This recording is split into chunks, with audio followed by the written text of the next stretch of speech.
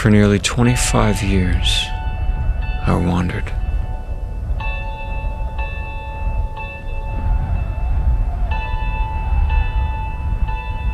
I was born in 1968 to a good family, though we didn't believe in God. In fact, as I grew older, I began to make fun of people who thought God was real. I didn't need somebody else's make-believe God. I was certain He wasn't there. From age 14 to 22, I lived entirely for myself. I was popular in high school, and I partied hard.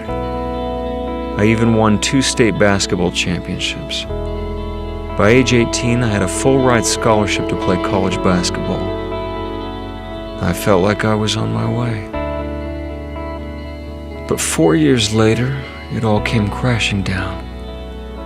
I'd made some bad choices, and gradually I lost everything I had earned. I'll never forget the day, at age 22, on a Thursday, that I decided to end my life.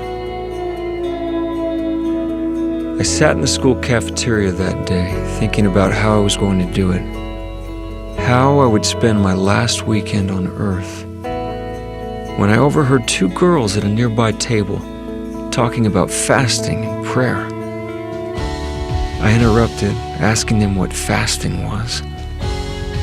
One of them told me it was something they did when they wanted help from God. It seemed so silly, but I listened, intrigued. That night, all alone, I knelt down and prayed for the first time in my life.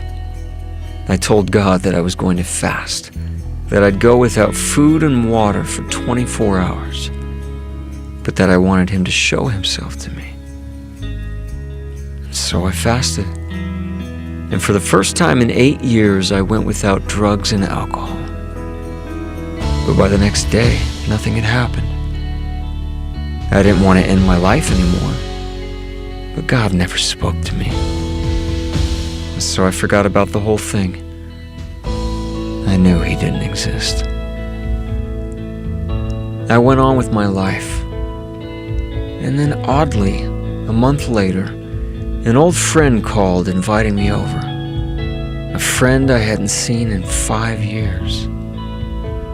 So we hung out one day, catching up on old times.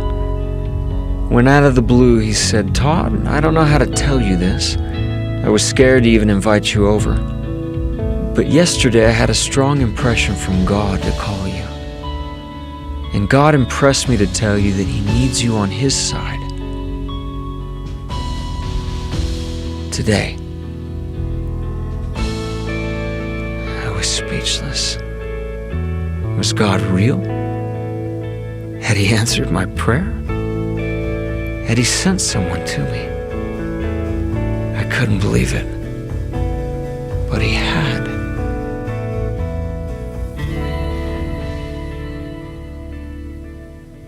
With my friend's help, for the next year and a half, I fought like a lion to overcome all my problems. Up and down I went, succeeding and failing along the way. But little by little, I started to see small but obvious things happen in my life.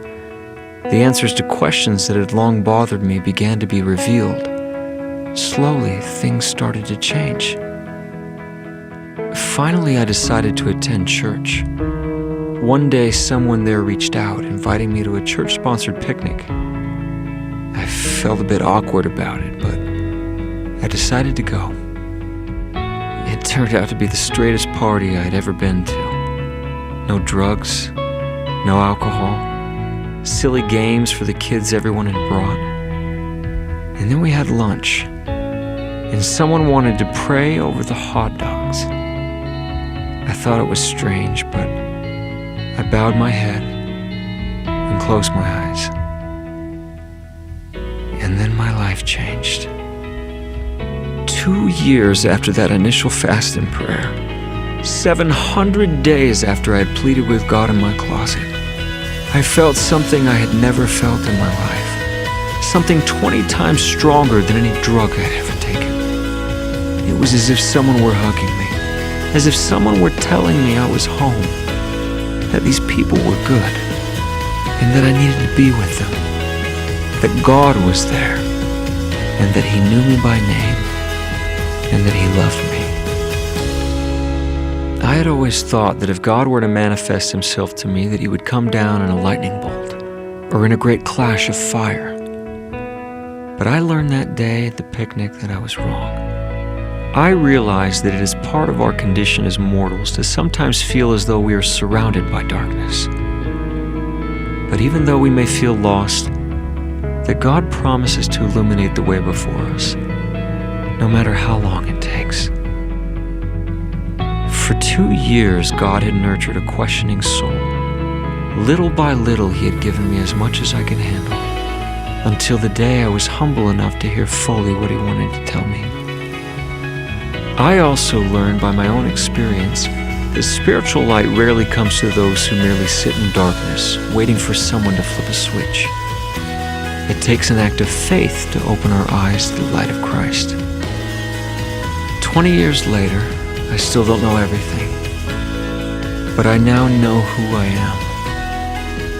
I know who God is, and I know that God's light is real.